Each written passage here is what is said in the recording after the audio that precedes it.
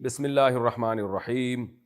اگر ناپاکی کی حالت میں نماز پڑھ لی، تلاوت کر لی اور بعد میں پتہ چلا کہ احتلام ہوا تھا اور غسل فرض تھا، تو بتائیے کہ اب کیا کریں؟ بھائی طہارت کے بغیر نماز قبول نہیں ہوتی، تو نماز لوٹانی پڑے گی۔ جب پتہ چل گیا تو نماز لوٹا لیں، باقی تلاوت کر لی وہ معاف ہے، جان کر نہیں کی، وہ بھولے سے غلطی سے کی ہے تو اس کی قضا نہیں ہوتی، نماز کی قضا ضروری ہے۔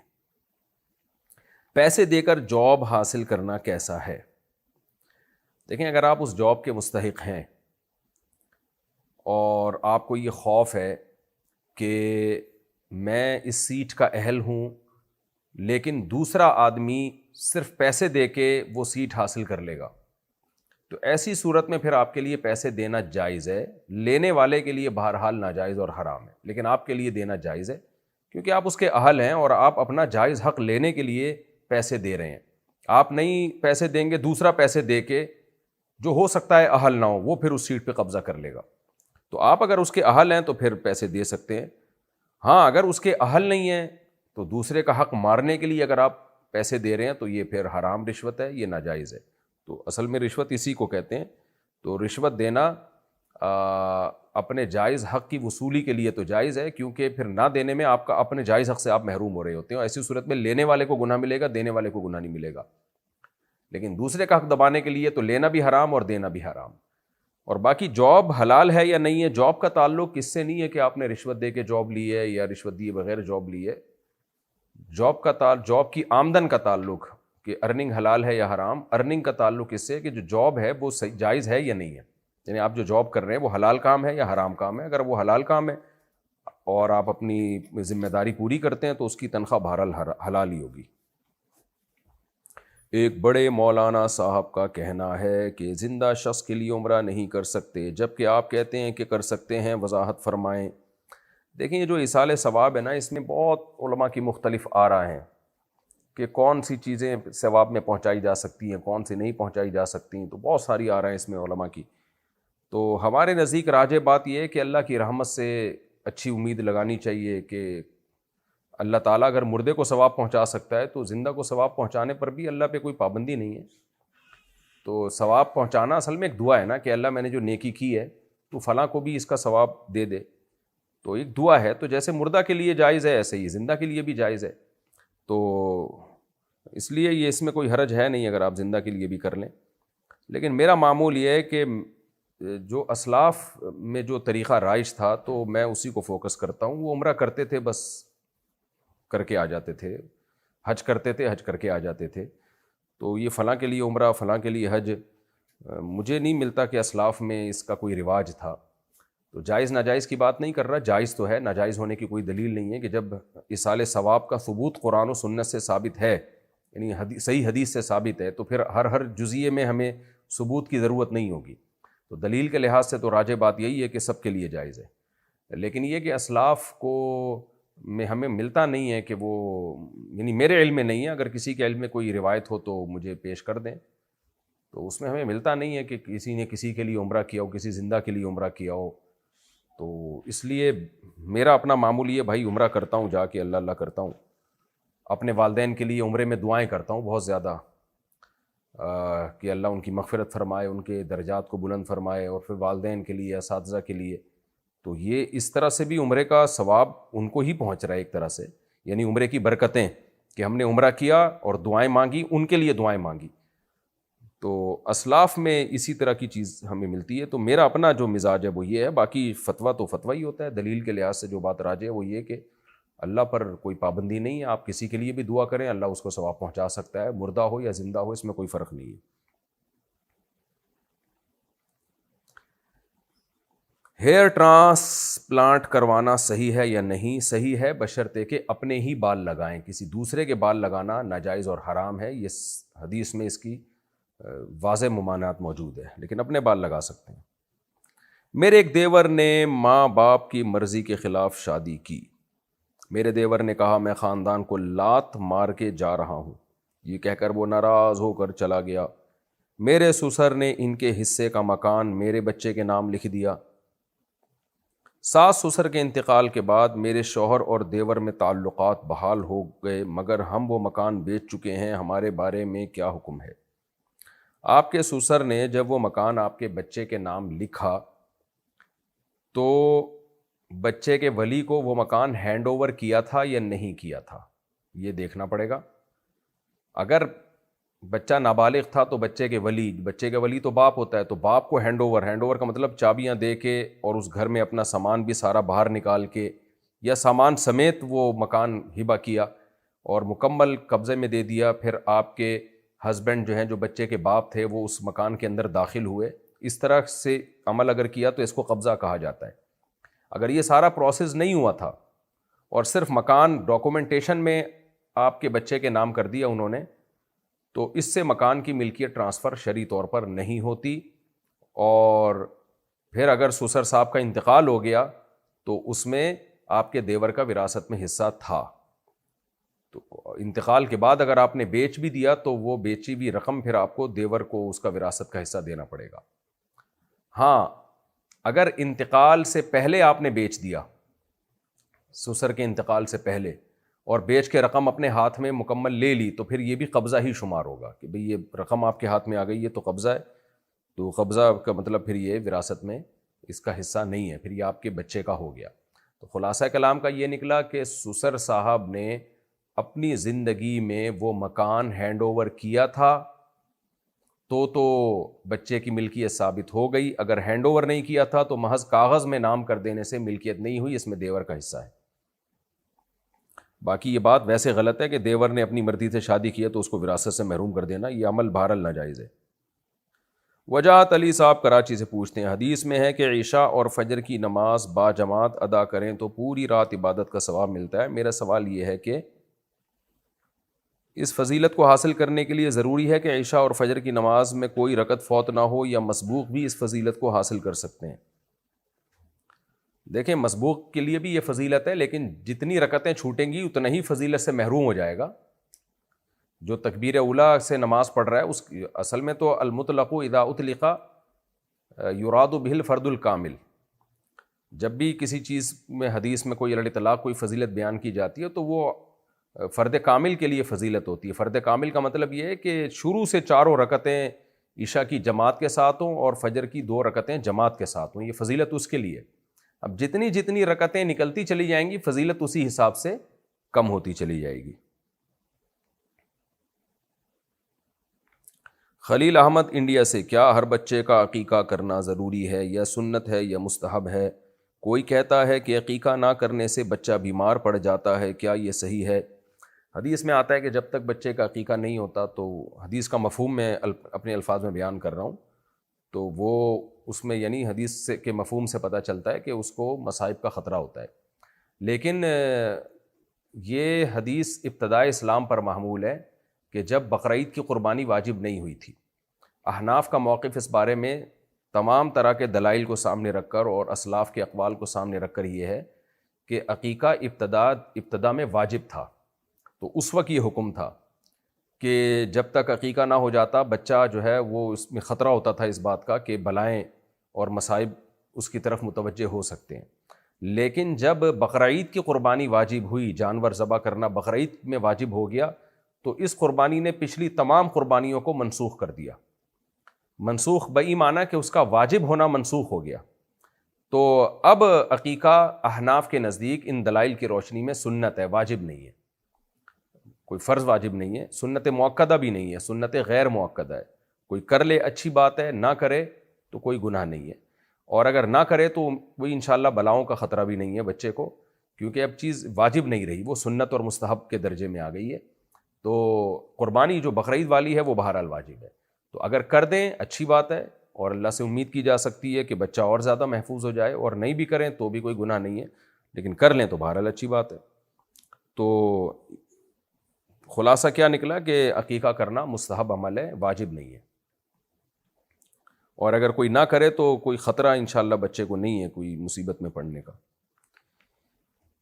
ایک وقت میں 2 بہنوں کے ساتھ نکاح کے حرام ہونے میں کیا حکمت ہے؟ یہ حکمت نبی صلی اللہ علیہ وسلم نے حدیث میں بیان کی ہے، صحیح حدیث ہے، لِأَنَّكُمْ تَقْطَعُونَ بِهِ أَرْحَامَكُمْ، کہ اس سے تم رشتہ داری توڑو گے۔ یعنی ایک بہن ہے آپ کے نکاح میں، دوسری بہن سے بھی نکاح کر لیا، تو دونوں بہنوں کی محبت سوکنوں میں تبدیل ہو جائے گی. تو سوکنوں میں عام طور پہ محبت نہیں ہوتی. اسلام نہیں چاہتا کہ بہنوں کی محبت سوکنوں کی نفرت میں تبدیل ہو. تو اسی طرح خالہ بھانجی سے نکاح کرنا بھی حرام ہے. خالہ بھانجی میں ایک مقدس رشتہ ہوتا ہے، تو اس میں بھی قطع رحمی ہے. تو یہ تو ایک حکمت ہے، اس کے علاوہ بھی حکمتیں غیرت کے بھی خلاف ہے.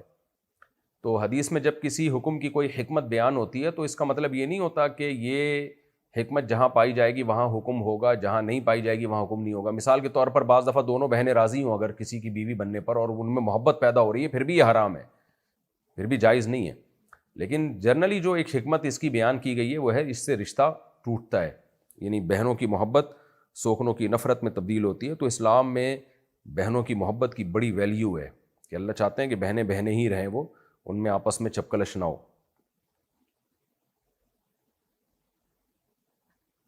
کیا نماز میں 3 بار کھجانے سے نماز ٹوٹ جاتی ہے؟ دیکھیں ایسی کوئی حدیث ہمارے سامنے نہیں ہے کہ نماز میں 3 بار کھجانے سے نماز ٹوٹ جاتی ہے. البتہ یہ بات اجماع امت سے ثابت ہے کہ نماز میں ایسا کوئی کام کرنا جو نماز کے منافی ہو، اس سے نماز ٹوٹ جاتی ہے. مثال کے طور پہ نماز میں کوئی کھانا کھانا شروع کر دے، باتیں کرنا شروع کر دے، تو یہ سب چیزیں نماز کے منافی ہیں. اسی طرح نماز میں کوئی چلنا پھرنا شروع کر دے تو یہ بھی نماز کے منافی ہے. اسی طرح نماز میں کوئی بے تحاشا حرکت کرنا شروع کر دے تو یہ بھی نماز کے منافی ہے. اب بے تحاشا حرکت کہتے کس کو ہیں؟ اس میں ہر ایک کا معیار، یعنی اس میں جو اصل تو حکم یہ ہے کہ جو نماز پڑھ رہا ہے اس کی رائے کا اعتبار ہوگا. اس کا خیال یہ ہے کہ میں نے اگر اتنی حرکت کر لی ہے اور غیر ضروری حرکت اتنی زیادہ کر لی ہے کہ وہ یہ نماز کے منافی ہے. مثال کے طور پر ایک معیار یہ ہے کہ آپ نماز میں اتنا ہل رہے ہیں کہ اگر کوئی نیا شخص آتا تو آپ کی حرکت کو دیکھ کے اس کو یہ لگتا کہ یہ نماز پڑھ ہی نہیں رہا ہے، تو یہ وہ حرکت ہے جس سے نماز بہرحال ٹوٹ جائے گی. مسلسل آپ کھجائے جا رہے ہیں، کبھی یوں کبھی ایسے، کبھی ٹوپی کبھی رومال صحیح کر رہے ہیں دونوں ہاتھوں سے پکڑ کے، کبھی پائنچے موڑ رہے ہیں، تو نو وارث شخص آپ کو دیکھے گا وہ لگے گا کہ یہ نماز نہیں پڑھ رہا. تو اتنی حرکت اگر کوئی کرتا ہے تو اس سے نماز ٹوٹ جائے گی. اس کو حرکت کثیرہ کہتے ہیں. یعنی خلاصہ یہ نکلا کہ قلیل حرکت سے نماز نہیں ٹوٹتی، کثیر حرکت سے ٹوٹتی ہے. تو کثیر حرکت میں اصل معیار یہ ہے کہ دیکھنے والے کو یہ لگے کہ یہ نماز پڑھ ہی نہیں رہا ہے. اب بعض علماء کی رائے یہ ہے کہ اگر کوئی 3 دفعہ جلدی حرکت کر لیتا ہے تو یہ بھی ایسا ہی ہے کہ دیکھنے والے کو یہ لگے گا کہ یہ نماز نہیں پڑھ رہا اور یہ حرکت کثیرہ ہے. تو یہ ان کا اجتہاد ہے علماء کا، اور وہ اس پہ مصر نہیں ہے. وہ کہتے ہیں ہماری رائے یہ ہے کہ اگر کوئی جلدی 3 دفعہ ہاتھ ہلا لے اور ہاتھ بھی بلا ضرورت ہلائے تو اس سے نماز ٹوٹ جاتی ہے. تو بعض علماء نے یہ قول کیا ہے، لیکن اصل قول اس میں یہی ہے جو دلیل کے لحاظ سے مضبوط ہے کہ قلیل اور کثیر کا شریعت نے خود سے کوئی معیار متعین نہیں کیا. تو جب شریعت خود سے کوئی معیار متعین نہیں کرتی، یعنی معیار کا مطلب تعداد میں کہ کتنی دفعہ ہاتھ ہلائے، اس سینس میں معیار کی بات کر رہا ہوں، تو پھر شریعت اس کو مبتلا بھی کہتے ہیں، جو نماز پڑھ رہا ہے اس کی رائے پہ چھوڑ دیتی ہے. تو اس میں یہی ہے کہ اتنی حرکت اگر کوئی کر رہا ہے، آپ کا خیال ہے کہ میں نے اتنی دفعہ ہل لیا ہوں نماز میں، کوئی باہر سے کوئی بندہ آتا تو کہتا ہے یہ نماز پڑھ ہی نہیں رہا ہے، پتہ نہیں کیا کر رہی ہے، تو ایسی صورت میں نماز ٹوٹ جائے گی. اور اگر قلیل حرکت ہے تو نماز نہیں ٹوٹے گی. تو قلیل اور کثیر کا انسان خود فیصلہ کرے کہ میں نے حرکت بہت زیادہ کی ہے یا کم کی ہے. اچھا یہ جو بعض علماء نے کہا نا کہ جلدی 3 دفعہ ہاتھ ہلائے گا تو نماز ٹوٹ جائے گی، انہوں نے یہ کہا کہ اگر ہم عوام پہ چھوڑ دیں کہ قلیل اور کثیر کا خود فیصلہ کریں، تو کچھ لوگ ایسے ہوتے ہیں کہ شروع سے آخر تک ہلتے ہی رہتے ہیں، وہ پھر بھی ان کو لگتا ہے ہم ہلے ہی نہیں ہیں. تو ان لوگوں کے لیے پھر علماء نے ایک معیار متعین کیا، بھائی عوام کو اگر ہم اس میں ڈال دیں کہ وہ خود فیصلہ کریں، تو لوگ ایسے بھی ہیں کہ جو پوری نماز میں ہلتے ہی رہتے ہیں، ایک دفعہ بھی تمیز سے ان کے ہاتھ کہیں بندھے ہوئے نظر نہیں آئیں گے آپ کو. کبھی ناک میں انگلی گھما رہے ہیں، کبھی کھجا رہے ہیں، کبھی شلوار کے پائنچے اوپر کر رہے ہیں، کبھی ناڑا ٹائٹ کر رہے ہیں. ایسے لوگ بھی میں نے دیکھا ہے کہ نماز میں باقاعدہ چشمہ اتار کے دونوں ہاتھوں سے فولڈ کریں گے، جیب میں رکھیں گے. اور ہم نے ایسے بھی لوگ دیکھے ہیں جو نماز میں باقاعدہ موبائل چیک کر رہے ہیں اپنا، یوں کر رہے ہیں، تو ان کو تو لگتا ہے کہ ہم نے حرکت کی نہیں ہے. تو ایسے لوگوں کے لیے پھر یہ معیار متعین کیا علماء نے کہ بھئی ایک جلدی 3 دفعہ اگر کوئی ہاتھ ہلا لے تو نماز چھوٹ جائے گی. لیکن یہ کوئی یقینی چیز نہیں ہے، عادت ڈالنے کے لیے بہرحال اسی پر اکتفا کرنا چاہیے. خلاصہ کلام کا یہ نکلا کہ تھوڑی بہت حرکت سے نماز نہیں ٹوٹتی، حرکت کثیرہ سے ٹوٹ جاتی ہے.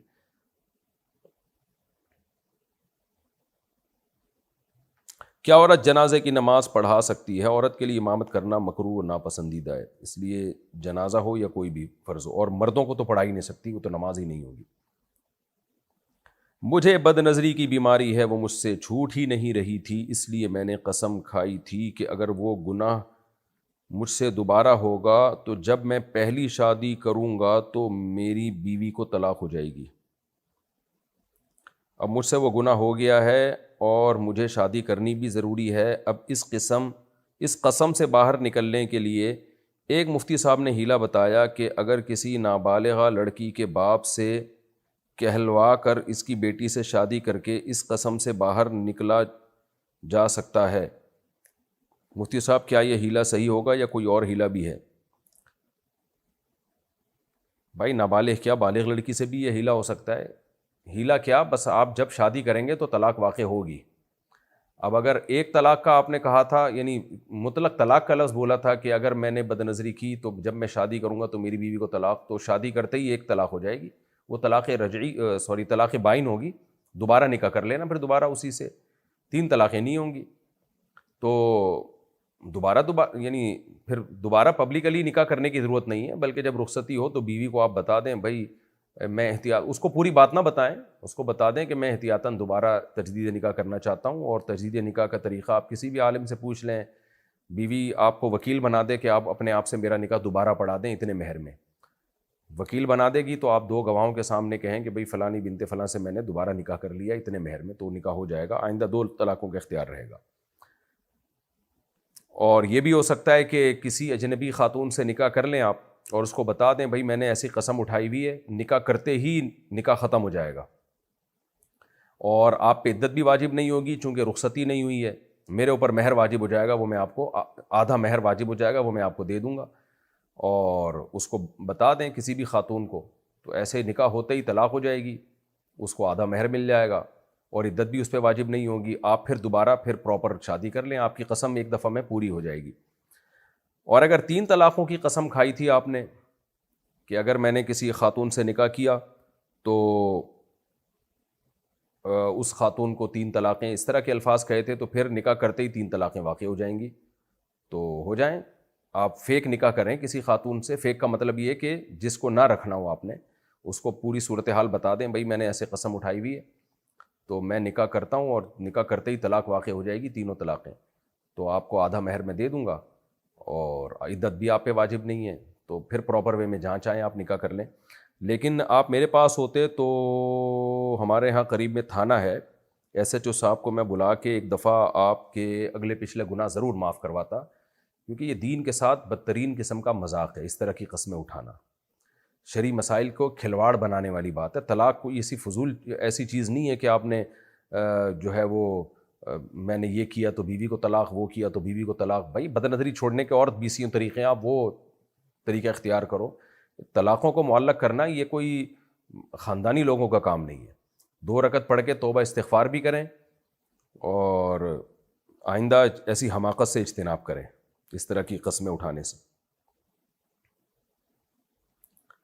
اگر کوئی عورت حاملہ ہو تو اس کے داہنے پاؤں پر ہینگ باندھ دی جاتی ہے، ہینگ ہے، ہینگ لفظ ہے، یہ ہینگ وہ ہے نا، ہینگ ڈلے نہ پھٹکری۔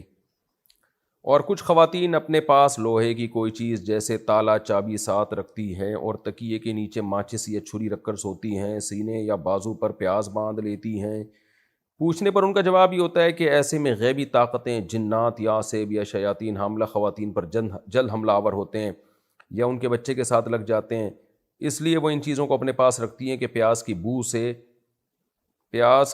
سے یا ہینگ کی بو سے یہ بلائیں دور رہیں۔ رہنمائی فرمایا فضول کام ہے، اسی توہم پرستی سے شریعت نے روکا ہے۔ سعودی عرب ہے، عربوں کو دیکھ لو، انگریزوں کو دیکھ لو، جاپانیوں کو دیکھ لو، سب کے بچے پیدا ہو، کسی بھی جن چڑیل بھوت نہیں آتے۔ یہ ہمارے ہندوستان پاکستان میں جن چڑیل بھوت جو ہے بے روزگار گھوم رہے ہیں، اور وہ حاملہ عورتوں پہ آ رہے ہوتے ہیں۔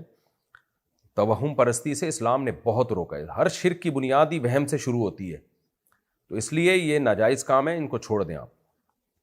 ناجائز اس سینس میں کہ یہ توہم پرستی کی طرف لے کر جاتے ہیں، اور یہ چیزیں آہستہ آہستہ انسان کو بے عقلی کے کاموں پر یہ سب چیزیں لے جاتی ہیں، انسان چھوڑ دیں، ناجائز ہے یہ۔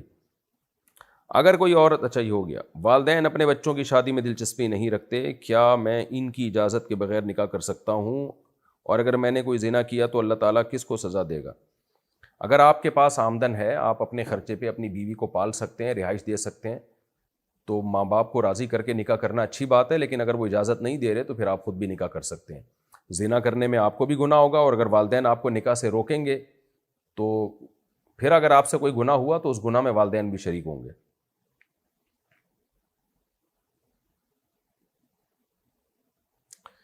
میری کزن کے پاس 15 لاکھ کا پلاٹ ہے اور اس کی 5 بیٹیاں ہیں، اس کا شوہر مزدور ہے اور وہ پلاٹ بیچ کر گھر بنائے گی، اس کے علاوہ ان کی کوئی آمدن نہیں ہے، کیا اس کو زکوٰۃ دی جا سکتی ہے؟ دیکھیں 15 لاکھ کا پلاٹ چونکہ ابھی استعمال میں نہیں ہے، صرف ایک سیفٹی کے لیے رکھا ہوا ہے، تو لہٰذا ایسی خاتون کو زکوٰۃ دینا جائز نہیں ہے۔ ہاں وہ پلاٹ یوز کر لیں، کرائے پہ دے دیں یا اس پہ کوئی گھر بنا کے رہنا شروع کر دیں، پھر ان کو زکوٰۃ آپ دے سکتے ہیں۔ تو چونکہ اپنے پاس ایک بڑی پراپرٹی پڑی ہوئی ہے، شریعت کہتی ہے آڑے وقت میں پہلے اپنی چیزوں کو استعمال کریں نا، تو وہ استعمال میں ہے نہیں تو زکوٰۃ لینا جائز نہیں ہے، نہ دینا جائز ہے نہ لینا جائز ہے۔ مجھے کورٹ نے 2020 میں خلا کے پیپر دیے تھے، لیکن شوہر نے کبھی طلاق کے الفاظ نہیں کہے اور نہ ہی وہ اس پر راضی ہے، ایسے میں کیا کروں؟ دیکھیں شوہر راضی نہیں ہے تو کیا کیا تھا؟ کورٹ نے شوہر کو بلایا تھا، صحیح ایڈریس پہ نوٹس بھیجا تھا، شوہر آیا تھا اور پھر اس نے جو الزامات لگے تھے ان کا جواب دیا۔ یہ پوری بات جب تک مجھے معلوم نہیں ہوگی تو فتویٰ دینا میرے لیے ممکن نہیں ہے۔ تو آپ نے شوہر پہ کیا الزام لگائے تھے، کیا مسئلہ تھا شوہر کے ساتھ آپ کو؟ ایویں اگر آپ کو شوہر پسند نہیں تھا، بس نہیں رہنا چاہتی تھی، تو اس بیس پہ تو کورٹ کا خلع کی کوئی شرعی حیثیت نہیں ہے۔ کوئی ویلڈ اگر پوائنٹ تھا، نان نفقہ ہی نہیں دے رہا وہ، یا اور کوئی ویلڈ پوائنٹ تھا، تو اس پوائنٹ کو جب آپ لکھ کے بھیجیں، سوال لکھ کے بھیجیں پراپر وے میں، دارالعلوم کرنگی بھیج دیں یا جامعۃ الرشید بھیج دیں، تو اور خلا کے ڈاکومنٹس بھی ساتھ میں لگا دیں اور اپنا کانٹیکٹ نمبر اور ایڈریس، تاکہ ٹی سی ایس پہ وہاں واپس جواب دیا جا سکے۔ یہ پورا پروسیس لکھ کے بھیجیں، پھر جواب دینا ممکن ہوگا کہ یہ خلا شرعی طور پر درست ہوا ہے یا نہیں ہوا۔ نارملی تو عدالتوں میں خلا وہ اس کی شرعی حیثیت ہوتی نہیں ہے، عورت جاتی ہے بس وہ کورٹ ہے اس کو خلا کی ڈگری پکڑا دیتی ہے، چاہے کوئی ویلڈ پوائنٹ ہو یا نہ ہو۔ کیا کھڑے ہو کر پانی پینا گناہ ہے؟ گناہ نہیں ہے، لیکن خلاف سنت ہے۔ نہا رسول اللہ صلی اللہ علیہ وسلم عن الاکل والشرب قائما، حدیث میں ہے کہ نبی صلی اللہ علیہ وسلم نے کھڑے ہو کر کھانے پینے سے منع کیا ہے۔ باقی عبداللہ بن عمر کی ایک حدیث ہے کہ ہم نبی کے دور میں کھڑے ہو کر کھا پی بھی لیا کرتے تھے، تو اس کا جواب یہ ہے کہ بھائی کچھ چیزیں ایسی ہوتی ہیں جو چلتے پھرتے کھائی پی جا سکتی ہیں۔ آپ سفر میں جا رہے ہیں تو کھجور کھا رہے ہیں، تو کھانا باقاعدہ کھڑے ہو کر کھانا ناپسندیدہ عمل ہے، بیٹھ کے کھانا چاہیے، اور پانی بھی کبھی کبھار کھڑے ہو کر پی لیں، کوئی حرج نہیں ہے، لیکن اس کی عادت نہیں ڈالنی چاہیے، اور بیٹھ کے پانی پینا ہی سنت عمل ہے۔ کھڑے ہو کے پانی پینا جائز ہے لیکن خلاف سنت ہے۔ ہاں جہاں رش لگا ہوا ہو، بیٹھ کے پینے میں دیر ہو رہی ہو، سبیل ہے، تو آپ پھر جلدی جلدی پی رہے ہیں، پھر کھڑے ہو کے پی لیں بے شک آپ۔ بوڑھے لوگوں کے گھٹنوں میں مسئلہ ہوتا ہے، ان کے لیے اٹھک بیٹھک بہت مشکل ہوتی ہے، وہ بیٹھے ہیں پھر کھڑے ہوں تو وہ کھڑے کھڑے ہی پی لیں، تو اس کو کوئی بہت بڑا مسئلہ نہیں بنا لینا چاہیے، لیکن عام حالات میں، عام روٹین میں اگر کوئی ضرورت نہ ہو تو بیٹھ کے ہی پانی پینا سنت ہے۔ میں جہاں جاب کرتا ہوں وہاں اپنے بیوی بچوں کے ساتھ رہتا ہوں اور میرے والدین دور رہتے ہیں، جب میں اپنے والدین سے ملنے جاؤں گا تو کیا قصر نماز پڑھوں گا؟ جی، اگر آپ جس شہر میں رہتے ہیں اپنی بیوی بچوں کے ساتھ، وہاں جب والدین سے ملنے کے لیے جاتے ہیں اور وہ شہر آپ کے شہر سے 78 کلومیٹر دور ہے اور 15 دن کے لیے بھی نہیں جا رہے، تو پھر والدین کے گھر میں آپ قصر نماز پڑھیں گے۔ انسان کا وطن وہ ہوتا ہے جہاں وہ بیوی کے ساتھ رہتا ہے۔ عصر کی نماز کب تک پڑھ سکتے ہیں؟ میں معذور ہوں اس لیے دیر سے پڑھتی ہوں، گناہ تو نہیں ہوگا؟ انڈیا پاکستان میں جو تقریباً غروب آفتاب سے 20 منٹ پہلے تک مکروہ وقت شروع نہیں ہوتا، تو انڈیا پاکستان کی بات کر رہا ہوں میں، اگر آپ کا تعلق انڈیا پاکستان سے، تو غروب آفتاب سے 20 منٹ پہلے تک آپ عصر پڑھ سکتی ہیں، اس سے زیادہ تاخیر پھر حرام ناجائز ہے، مکروہ وقت شروع ہو جاتا ہے۔ اگر دوست ناراض ہو اور ہم صرف کام کی بات کریں تو کیسا ہے؟ تو کام کی بات ہی کرنی چاہیے، اور کافی ہے اتنا، میرا خیال کام کی بات کر لیں آپ۔ کیا شوہر اپنی بیوی کی بھانجی سے نکاح کر سکتا ہے؟ بیوی کے مرنے کے بعد یا ڈیورس کے بعد کر سکتا ہے، بیوی کی موجودگی میں اس کی بھانجی سے نکاح نہیں کر سکتا، اور اگر بیوی کی کو ڈیورس ہو جائے تو بیوی کی جب تک عدت پوری نہیں ہوتی اس وقت تک بھی بیوی کی بھانجی سے نکاح نہیں کر سکتا۔ کیا اسلام میں میڈیکل ٹریٹمنٹ کا خرچہ شوہر کے ذمے ہے؟ دیکھیں اسلام میں میڈیکل ٹریٹمنٹ کا خرچہ شوہر کے ذمے اس وقت ہے جب بیوی کما نہ رہی ہو. نان نفقہ تو شوہر کے ذمے چاہے بیوی کتنی مالدار ہو. نان نفقہ جو روٹی پانی رہائش گیس بجلی کا بل گھر کا فرنیچر یہ خرچہ تو بہرحال شوہر کے ذمے ہے چاہے بیوی کما رہی ہو نہیں کما رہی ہو. ہاں اگر وہ جاب کر رہی ہے شوہر کی پرمیشن کے بغیر پھر ایک الگ بات ہے, پھر شوہر کے ذمے نہیں ہے. لیکن شوہر چاہتا ہے بیوی ہاؤس وائف بن کے رہے تو پھر شوہر کے ذمے اس کا سارا خرچہ ہے. میڈیکل کا جو خرچہ جو بیسک علاج ہوتا ہے جو بنیادی علاج ہوتا ہے اس کا بھی اخلاقی ذمہ داری شوہر ہی کی ہے. اگرچہ اس میں فقہاء نے بہت کلام کیا ہے, ہمیں ایک فقہی جزیہ تو کوئی اس بارے میں نہیں ملتا, نہ قرآن و سنت میں کوئی ثبوت ملتا ہے کہ علاج کا خرچہ شوہر کے ذمے, لیکن عملی طور پر وہ شوہر ہی کے ذمے ہے اخلاقی طور پر, کیونکہ وہ نہیں کرے گا تو وہ بیچاری کہاں جائے گی. اس کو ہاؤس وائف بھی بنایا ہوا ہے آپ نے اور پھر اس کی بیماریوں کا آپ علاج بھی نہیں کرتے, تو اس کی بہرحال ایک سوسائٹی میں اخلاقی ذمہ داری شوہر ہی کی ہے اس کی. لیکن اتنی بات ضرور ہے کہ اگر عورت کے پاس پیسہ موجود ہے یا وہ جاب کر رہی ہے تو پھر علاج کا خرچہ شوہر کے ذمے نہیں ہے. جیسے وراثت میں عورت کو اپنے باپ سے پیسہ ملا تو پھر نان نفقہ تو شوہر کے ذمے رہے گا, روٹی پانی کا خرچہ, لیکن علاج کا خرچہ پھر ہر شخص پر اپنے مال سے واجب ہے. اگر آپ کے پاس مال ہے تو بیوی کو اگر باپ سے وراثت میں پیسہ ملا ہے یا اس کے پاس گولڈ ہے یا یہ کہ اس کے پاس وہ جاب ہے کچھ یعنی کما رہی ہے تو پھر اس کے علاج کا خرچہ شوہر کے ذمے نہیں ہے, بلکہ ہر شخص پر اپنے علاج کا خرچہ اپنے مال سے پہلے ہوگا, پھر دوسرے کی ذمہ داری بعد میں ہوگی. اب ہوتا یہ ہے کہ خواتین کو بعض دفعہ وراثت ملی ہوتی ہے کروڑوں کی, ان کا پلاٹ ہوتا ہے, وہ خرچ نہیں کر رہی ہوتی ہیں اپنے علاج کے لیے, پھر شوہر کا سے خرچہ مانگ رہی ہوتی ہیں. تو شوہر خرچہ کر دے, ہمیں کوئی اعتراض نہیں ہے, ثواب ملے گا اس کو, لیکن لازم نہیں ہے.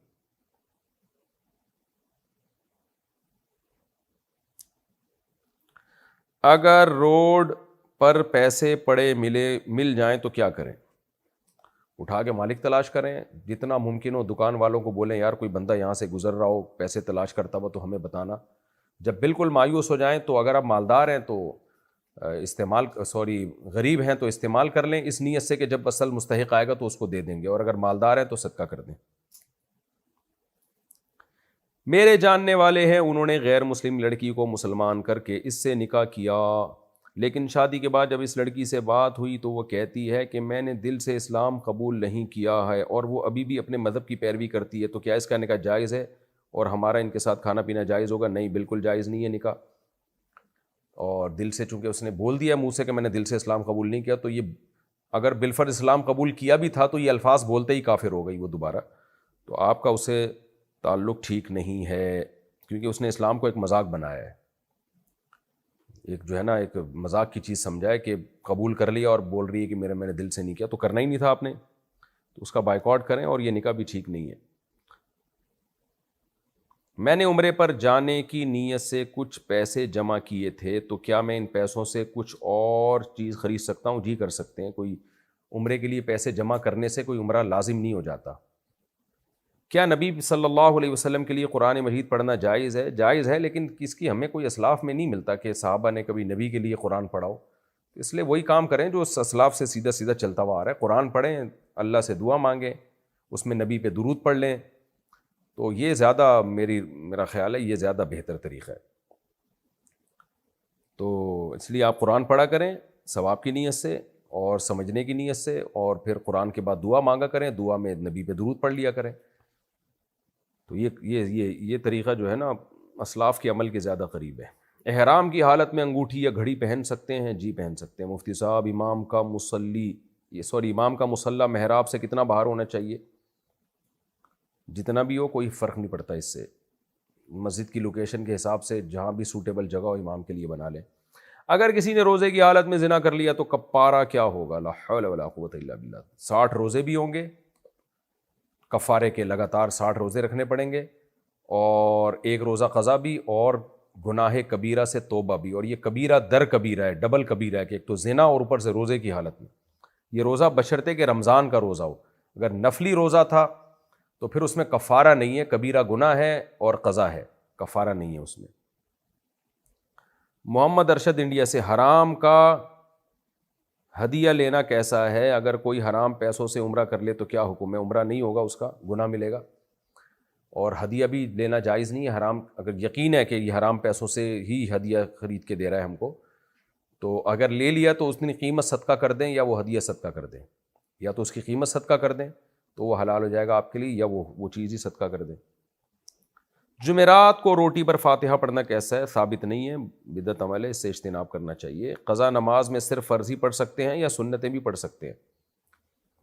قضا نماز میں صرف فرض پڑھیں، سنتیں نہ پڑھیں، البتہ وتر کی قضا بھی واجب ہے۔ اگر امام کے پیچھے نماز پڑھ رہے ہیں اور امام سلام پھیر لے اور ہم ابھی درود شریف میں ہی ہوں تو کیا امام کے ساتھ سلام پھیر دیں یا نہیں پھیر دیں امام کے ساتھ سلام؟ نبی صلی اللہ علیہ وسلم نے امام کی اقتداء کا حکم دیا، البتہ اگر اتحیات بھی پوری نہیں پڑی تھی تو اس کو جلدی جلدی کمپلیٹ کر لیں۔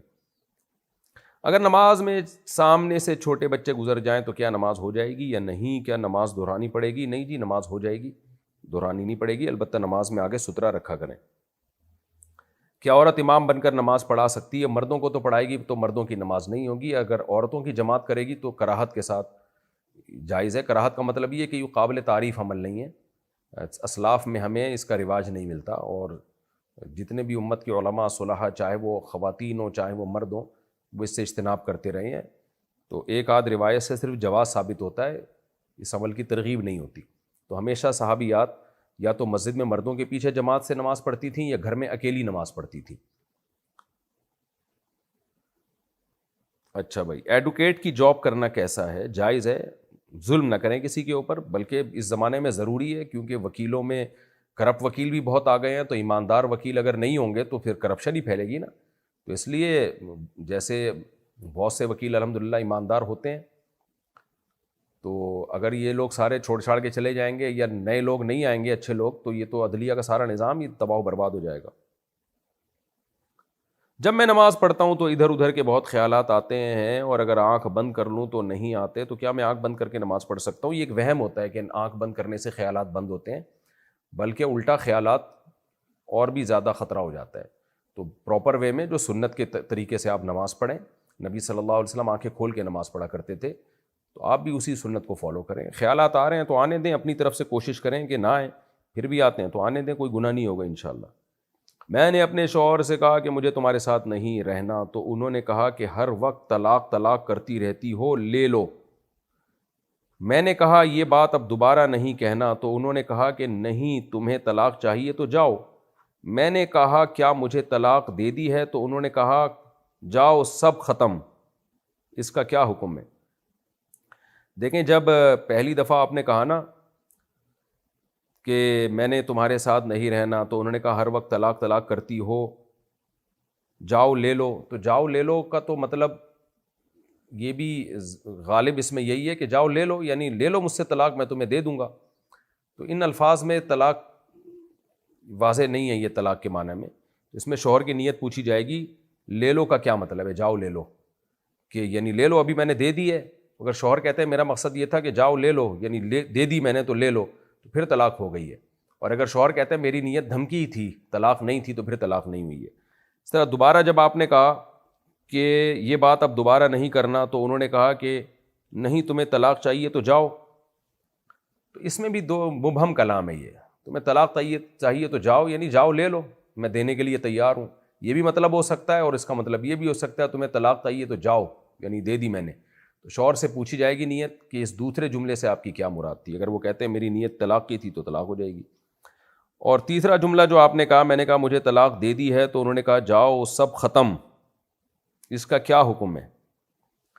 تو یہ جو طلاق کے الفاظ ہیں، اور واضح قرینہ بھی ہے کہ جب اس نے بیوی نے کہا کہ آپ نے کیا مجھے طلاق دے دی ہے، تو شوہر نے کہا جاؤ، سب ختم۔ تو یہ جو الفاظ ہیں نا، یہ طلاق بائن کے الفاظ ہیں کہ کنایا طلاق ہے، اور اس میں قرینے سے صاف پتہ چل رہا ہے کہ سب ختم کا مطلب یہ ہے کہ نکاح ختم ہو گیا یہاں پہ۔ تو اس میں ایک طلاق بائن واقع بہرحال ہو چکی ہے۔ باقی پچھلے دو جملوں سے کیا مراد تھی، وہ جب تک شوہر ایکسپلین نہیں کرتا اس کے بارے میں فتویٰ نہیں دیا جا سکتا۔ ایک طلاق بائن واقع ہو گئی ہے، کم سے کم ایک طلاق بائن بہرحال واقع ہو چکی ہے۔ بہتر یہ ہے کہ یہ طلاق کے اس طرح کے جو آپس کی ڈیبیٹ ہوتی ہے نا، اس میں شوہر اور بیوی دونوں کا بیان سن کے فیصلہ کیا جاتا ہے۔ تو آپ میرے اس جواب پر اکتفا نہ کریں، شوہر کا بیان، شوہر کی نیت کیا ہے، اور آپ کا اپنا بیان پورا ریٹن میں لکھ کے آپ یہاں پوسٹ کر دیں، یا تو جامعۃ الرشید پوسٹ کر دیں، جامعۃ الرشید احسان آباد کراچی، یا دارالعلوم کرنگی پوسٹ کر دیں، یا ہمارے پاس پوسٹ کر دیں آپ ادھر الفلاحیہ مسجد میں، تو میں پھر تحقیق کے بعد اس کا پورا جواب لکھ دوں گا، کیونکہ طلاق کے مسائل میں نا بعض دفعہ شوہر کا بیان لو تو پوری ڈیٹیل ہی مختلف ہوتی ہے اس میں، تو اس لیے اس میں جلد بازی نہ کریں۔ ابھی تو میں نے صرف اس تحریر کے حساب سے آپ کو جواب دے دیا ہے، لیکن اس جواب پر آپ اکتفا نہ کریں، ریٹن میں پورا سوال اور شوہر کیا کہتا ہے، اس کی نیت کیا تھی پہلے 2 جملوں سے، وہ پوری ڈیٹیل لکھ کے آپ بھیجیں۔ اللہ تعالیٰ کے ہاں دیر ہے اندھیر نہیں، کیا یہ جملہ کہنا ٹھیک ہے؟ ٹھیک ہے، اس میں کیا خرابی ہے؟ بعض دفعہ اللہ تعالیٰ دیر کر دیتے ہیں کسی حکمت سے، لیکن مایوس نہیں کرتے، تو کوئی حرج نہیں ہے اس جملے میں۔ حمزہ علی بہاولپور سے، ہم نے سنا ہے کہ جس گھر میں مرد فیصلے کرتے ہیں اور عورتیں خاموش رہتی ہیں، ان گھروں میں برکتیں راج کرتی ہیں۔ مفتی صاحب کیا ہمیں خود فیصلہ کرنا چاہیے؟ یہ کہاں چلا گیا؟ ابھی سوال ہی غائب ہو گیا۔ ایک منٹ۔ ہاں، تو مفتی صاحب کیا ہمیں خود فیصلہ کرنا چاہیے یا اپنی ماں کے فیصلے کو ترجیح دینی چاہیے؟ حدیث میں آتا ہے لن یفلح قوم ولوا اہم امورہم الی المرأة او کما قال صلی اللہ علیہ وسلم، وہ قوم کبھی کامیاب نہیں ہو سکتی جو اپنے اہم معاملات عورت کے حوالے کر دے۔